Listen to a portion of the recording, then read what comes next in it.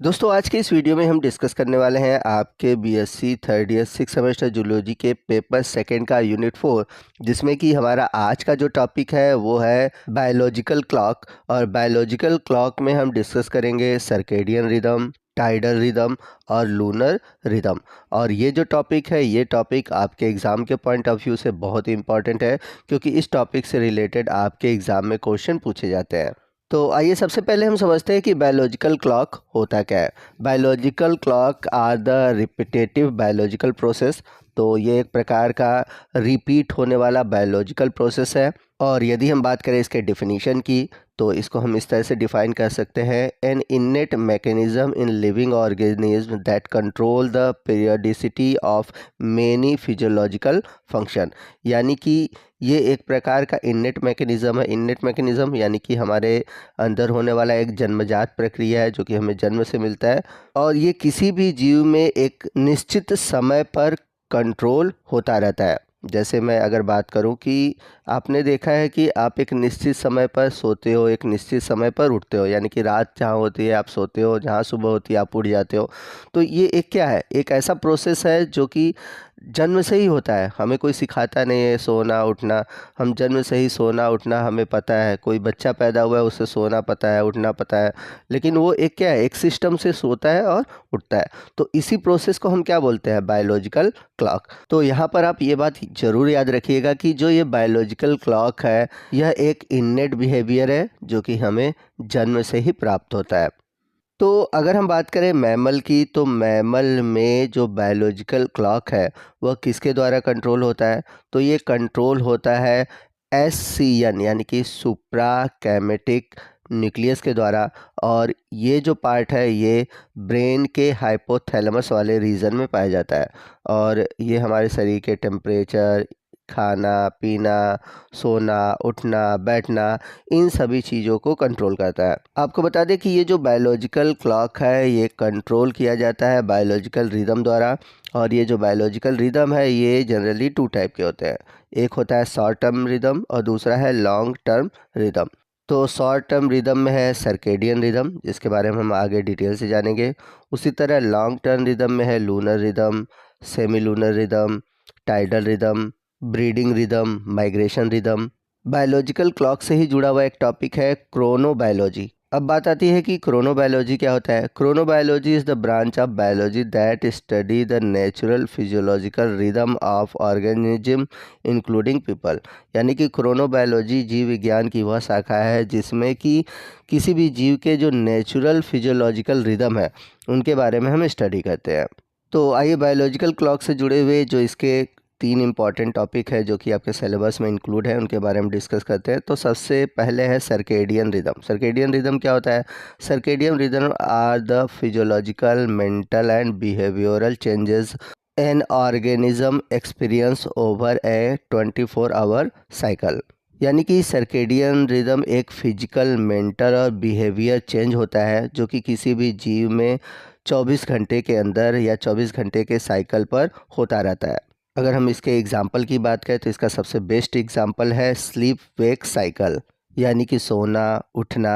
ये किस में आता है? सर्केडियन रिदम में आता है। जैसे आज आप रात को 9 बजे सो रहे हैं तो कल भी लगभग यही कोशिश करेंगे कि रात में 9 बजे सोएंगे। तो आप देख रहे हैं कि ये जो बिहेवियर है ये 24 आवर के बाद क्या हो रही है, रिपीट हो रही है। तो सर्केडियम रिदम एक तरह का फिजिकल, मेंटल और बिहेवियर चेंजेस होता है जो कि आपको 24 आवर के साइकिल पर देखने को मिलता है। लेकिन यहाँ पर मैं आपको बता दूँ कि food intake, stress, physical activity, social environment and temperature इसको क्या करता है, प्रभावित करता है। यानी कि आपका भोजन लेने का टाइम कब है, अगर आपको कोई स्ट्रेस है, फिजिकल एक्टिविटी है या कोई सोशल एनवायरनमेंट है, यानी कि कोई आपको काम पड़ गया तो भाई आप तो रात में जागोगे ही, लेट हो सकता है, जल्दी हो सकता है।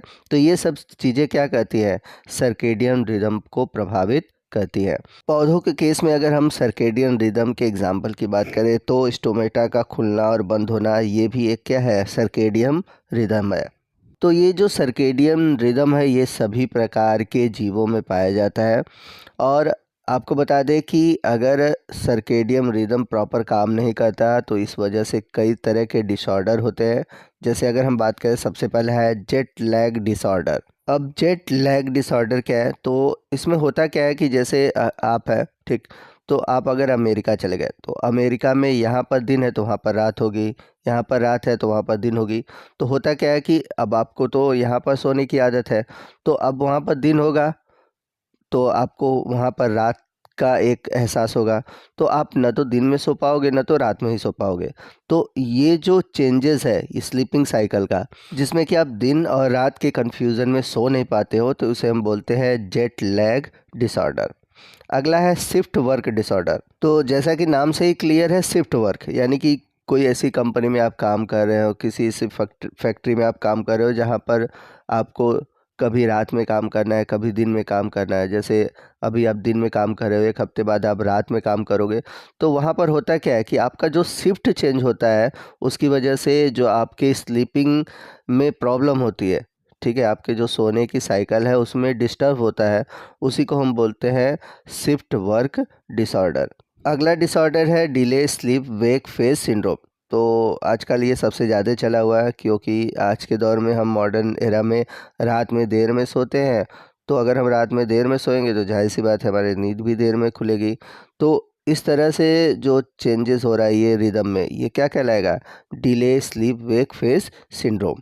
आइए चलते हैं अगले रिदम की ओर, जो कि है टाइडल रिदम। टाइडल रिदम क्या होता है? The regular changes in the level of the sea caused by the moon and the sun is called tidal rhythm. तो जैसा कि आप सभी जानते हैं कि समुद्र में जो लहरें उठती हैं, उन लहरों के द्वारा जो रिदम में चेंजेस होते हैं या बदलाव है हमारे बिहेवियर में, वही क्या कहलाता है? Tidal rhythm. तो टाइडल रिदम के डेफिनेशन को समझने से पहले आइए समझते हैं कि ये होता क्या है। तो आप सभी जानते हैं जो हमारा अर्थ है, अर्थ के चारों तरफ जो मून है वो चक्कर लगाता है, और हमारा अर्थ भी अपने एक्सिस पर घूमता है। तो होता क्या है कि हमारे अर्थ का जो भाग मून के पास होता है, ठीक है, उस वाले भाग में समुद्र में बहुत बड़ी बड़ी लहरें उत्पन्न होती है, ठीक है, यानी कि ये एक तरह से हाई टाइडल रीजन होता है। और जो भाग समुद्र का मून से दूर होता है वहाँ पर लो टाइड होता है। तो जहाँ पर लो टाइड होता है वहीं पर बीच बनाए जाते हैं। तो समुद्र में जो ज्वार भाटा आती है यानी कि जो लहरें उत्पन्न होती हैं, वो मून के ग्रेविटेशनल फोर्स के कारण उत्पन्न होती हैं। तो यहाँ पर आप सेकंड डेफिनेशन देख सकते हैं। Tidal rhythm are obtain seen in marine life which follow the रफली 24.4 hour transition from higher to low tidal and back. Tidal rhythm also known as semi lunar rhythm. तो जो टाइडल रिदम है इसे हम semi lunar rhythm भी कहते हैं। तो ये जो टाइडल रिदम होता है ये रफली 12.4 आवर का होता है। अब आपके दिमाग में चल रहा होगा कि 12.4 आवर का क्यों इससे हो रहा है, क्योंकि अब देखें तो 24 घंटे का ये आधा है। तो जैसा कि मैंने पीछे बताया कि हमारी पृथ्वी अपने एक्सिस पे घूमती है, तो जब घूमती है तो पूरा एक कंप्लीट रोटेशन में कंप्लीट होने में 24 घंटे लगते हैं। तो होता क्या है कि जब ये घूमती है तो 12.4 घंटे में तो इसका एक आधा भाग चंद्रमा की तरफ रहता है, आधा भाग तो चंद्रमा की तरफ नहीं रहता। तो इसलिए इस रिदम को कंप्लीट होने में 12.4 आवर का समय लगता है।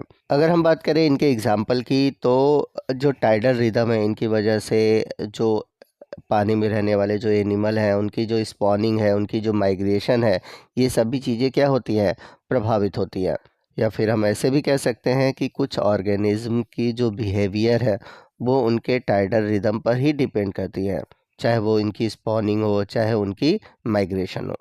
तो दोस्तों ये था हमारा आज का वीडियो, जिसमें कि हमने टाइडल रिदम, सर्केडियन रिदम और लूनर रिदम के बारे में जाना। तो आपको आज का ये वीडियो कैसा लगा कमेंट करके ज़रूर बताइएगा। वीडियो अच्छा लगा हो तो प्लीज़ वीडियो को लाइक करिएगा, अपने दोस्तों में शेयर कीजिएगा। मिलते हैं अगले वीडियो में अगले टॉपिक के साथ, तब तक के लिए जय हिंद, जय भारत।